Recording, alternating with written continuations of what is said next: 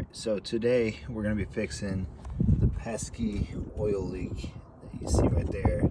Oil is fresh, it's changed, but you can see it's running down.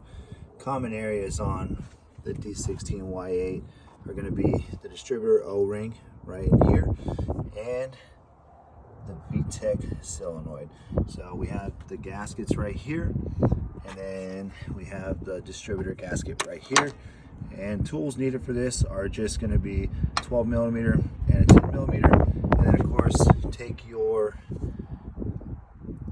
flat tip and mark your distributor so your timing is good.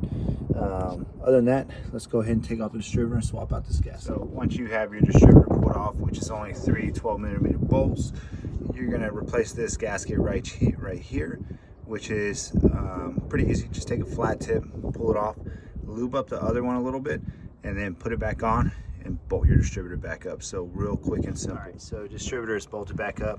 Now moving on to the solenoid, we're going to remove the 3 bolts that hold it on, which, let's go to the back side. And as you can see, it's 1, 2, and then 3. So all pretty easily accessible. We're going to take those off, and then we're going to unplug this plug right here. So that way we can just take the solenoid out and then put the new gaskets in. Along with that, we put it back on. We're going to use some of this Honda bond, because a lot of times these old solenoids, they'll warp a little bit. So if someone ever replaced it, it will probably leak again. All right, so with the solenoid removed, you have one gasket that's exposed. You'll have to use a little pick or a screwdriver to get it out. And then your other gasket is up top. And you'll take off these 3 10 millimeter bolts. So once you have the top removed, this is the gasket you're going to replace.